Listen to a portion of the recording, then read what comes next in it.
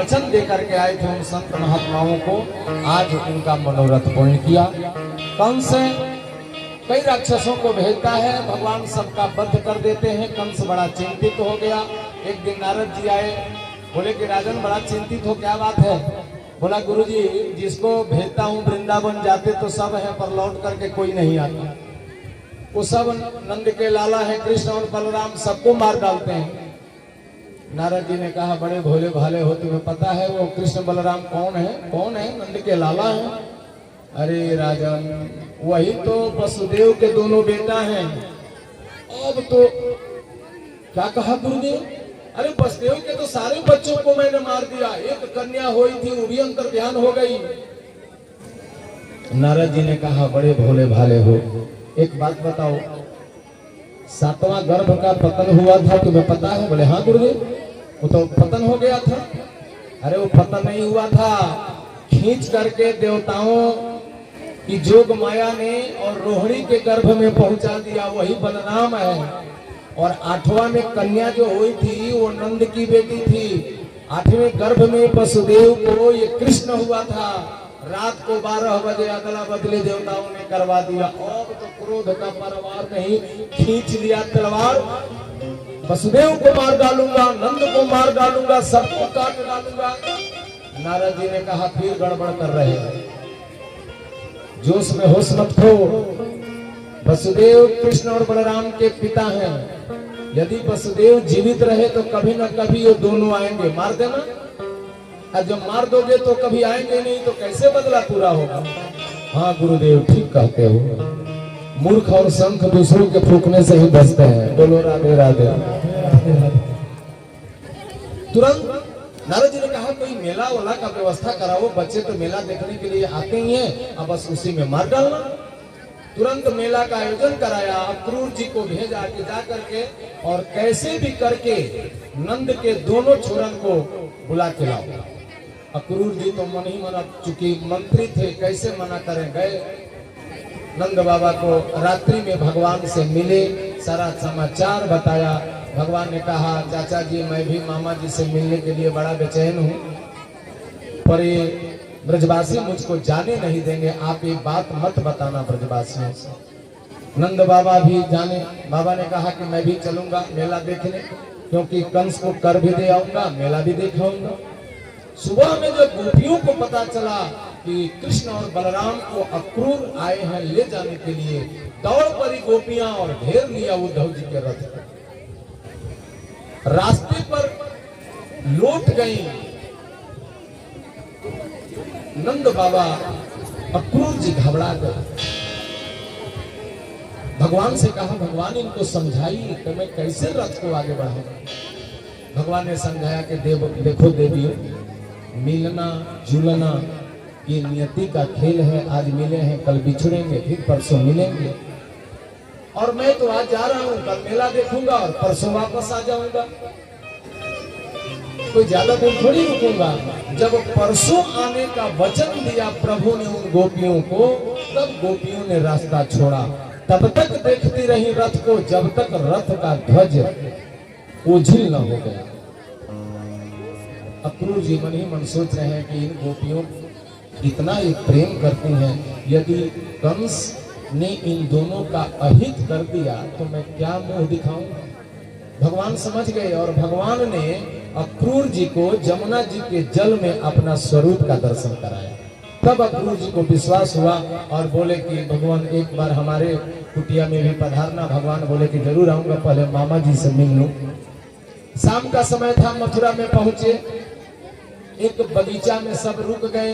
बलराम जी ने कहा कि बाबा आपकी आज्ञा हो तो जरा हम कृष्ण को मथुरा घुमा लाएं।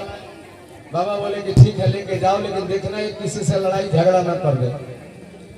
लेकर के बलराम जी जब भगवान को चले, मथुरा की जब सुंदरियों ने देखा, स्त्रियों ने आपस में चर्चा करने लगे, अरे सखी ये पुतना को मारवे भारो, ये नंद का छोरा आ गयो, 7 कोस का पर्वत उठाने वाला ये नंद का लाला, इतना वर्णन और चर्चा भगवान की करती हैं।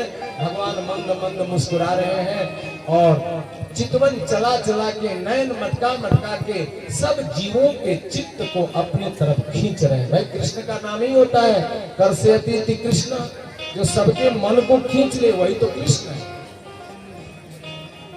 चारों तरफ से पुष्प वृष्टि हो रही है गलियों में अटारियों के ऊपर से, और भगवान गलियों में गुजर रहे हैं। इतने में ब्रजवासी जो आए थे बोले कि अरे कन्हैया हम भी चले। भगवान बोले कि हाँ चलो, सब चल पड़े साथी ग्वाल बाल भगवान के। जब स्वागत करते देखा, अरे धाये धाम काम सब त्यागे, धाये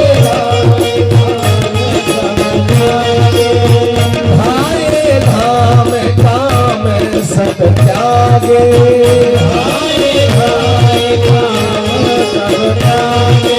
सारे मथुरा के नर नारी अपना अपना काम छोड़ करके भगवान के पीछे पीछे लग गए एक दर्शन पाने के लिए।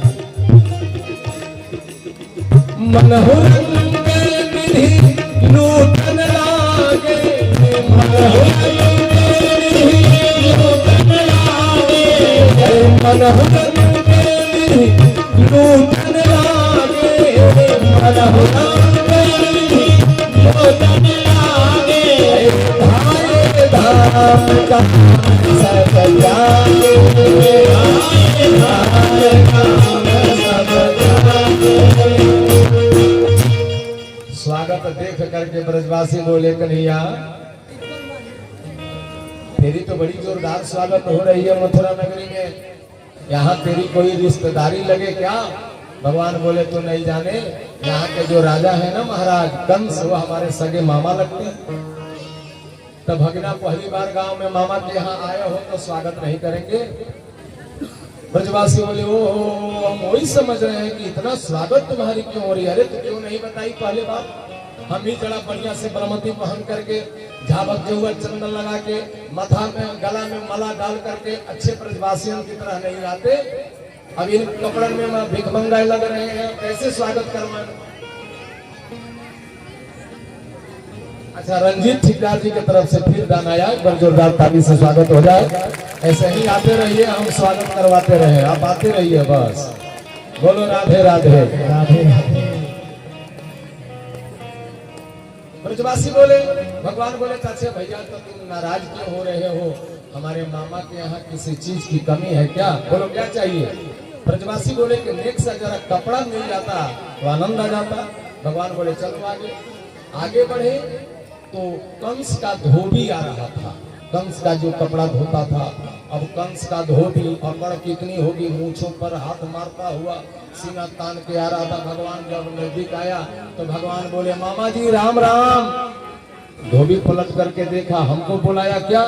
भगवान बोले हाँ हाँ मामा जी आप ही को बुला रहा हूँ। धोबी वाला मुझको मामा कैसे बोला? भगवान बोले यहाँ के जो राजा है ना वो हमारे मामा लगते हैं, तो यहाँ जो मिला वो सब हमारे मामा, या नाते आप वो हमारे मामा हुए। अच्छा तो तुम ही कृष्ण बलराम हो, हम सब समझ रहे हैं कि महाराज ने क्यों बुलाया है। भगवान बोले जब तुम सब जान ही रहे हो तो जरा लेकिन मोटरी में से थोड़ा सा कपड़ा निकाल के दे दो, हम पहन करके आनंद आ जाएगा स्वागत करवाओगे। जैसे भगवान ने आगे बात कहा तब तक तो लाल पीला होकर के धोबी बोला ईदृशाने व वासांग से नित्यम गिरि बने चरा। अरे वन गोचर कहीं के जंगल में गाय बछड़ों को चराने वाले तो राजसी वस्त्र देखा है जो पहने का? सोई भगवान ने घुमा करके एक चाटी मारा कि धोबी का सिर धर से गोविंदाय नमो नमः अलग हो गया, मोटरी गिर गई। भगवान ने कहा कि छांट लो साथियों, सब अपने ही हैं। सब ब्रजवासी एक एक कपड़ा निकाल करके पहन लिए।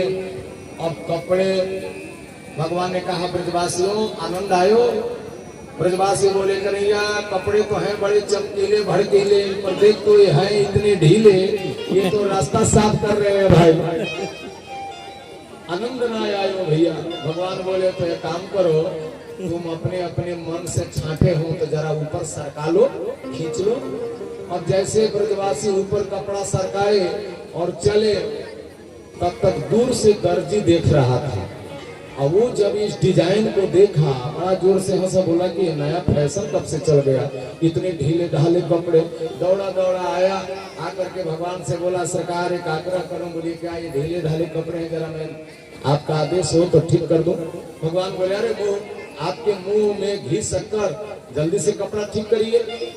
अब दर्जी क्या किया कि सब अपने साथियों को बुलाया और कपड़ा लेकर के काट छांट करके इतना बढ़िया बना दिया, ब्रजवासियों को पहना दिया। और जो प्रवासी पहन करके गदगद हो गए, बोले कन्हैया आनंद आ गए भैया, इन कपड़ों में तो हम आज राजकुमार ही लग रहे हैं। भगवान बोले बहुत अच्छा। दर्जी से बोले दर्जी भैया तूने तो हमारे ब्रजवासियों को खुश कर दी, अब बताओ तुमको क्या इनाम दिया जाए, कुछ इनाम तो देना चाहिए। दर्जी मन ही मन सोचा अभी जो धोबी को इनाम मिला वो तो मैं देख लिया। बोला सरकार मुझे कोई इनाम नहीं चाहिए, बस आप आशीर्वाद बनाए रखो। भगवान बोले जा तो फूलो फलो। जो आशीर्वाद दिया भगवान ने दर्जियों को, तो आज महाराज आप लोग देख ही रहे हो, जितने का कपड़ा और उतने का सिलाई है। कहीं दुल्हा सरकार का कपड़ा मिल गया तो एक ही लगन में मालूम ये सब भगवान की कृपा है। भगवान बोले ब्रजवासियों और कोई कसर, बोले कि थोड़ी सी एक कसर और रह गई है। क्या? बोले कि जब तक ब्रजवासियों के गले में माला ना पड़े तो आनंद ना आवे भैया। ठीक है चलो। एक श्री रामा नाम का माली था, उसने भगवान को माला, भाई कथाएं तो बहुत लंबी है, अब कितना सुनाऊं, फिर कभी मौका मिला तो इस प्रसंगों को विस्तार से। भगवान सबसे घूम के आए और वहां पर कंस का जो धनुष रखा था परशुराम का दिया उसको तोड़ा। दूसरे दिन सभा में गए और कुबलिया पीड़ हाथी जो 10,000 बल था भगवान ने बंद किया, मुष्टिका चारों को मारा और तुरंत कंस के सिंहासन पर पहुंचे, केस पकड़ करके घुमा के नीचे पटका और कूद पड़े छाती पर, गोविंदाय नमो नमः। कंस का वध किया। 8 भाई और थे, सबको 7 भाई मार डाला बलराम जी ने। उग्रसेन महाराज को कैद से छुड़ाया, राजा बनाया। और एक दिन नंद बाबा के पास गए, भगवान बोले कि बाबा जन्म देने वाले माता पिता का जो बेटा सेवा नहीं करता वह पिता के ऋण से कभी उबरीण नहीं होता है, उसका कर्तव्य है जन्म देने वाले माता पिता का सेवा करना। तो मैं थोड़ा दिन मथुरा में रह करके सेवा कर लूं। नंद बाबा समझ गए वसुदेव जी से मिल करके कि इन्हीं ये दोनों इनके बेटे हैं, अब ये जाएंगे नहीं वृंदावन। उदास मन आंखों में आंसू लिए ब्रजवासियों के साथ मथुरा से नंद बाबा वृंदावन वापस आ गए। गर्गाचार्य जी आए, उज्जैन में जाकर के सांदीपनी ऋषि के आश्रम में भगवान ने बहुत कम समय में विद्या पाई और गुरु दक्षिणा में गुरु माता का जो लड़का डूब करके मर गया था पानी में, जीवित करके गुरु माता को दिया।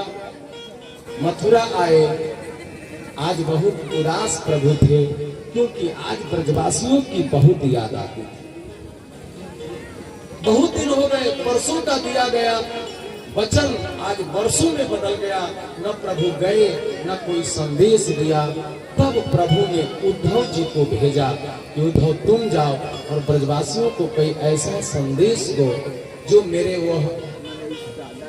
प्रेम के बंधन से मुक्त हो और अपना जीवन आनंद पूर्वक जी सके। गच्छोद्धव ब्रजम सौम्या पितरौ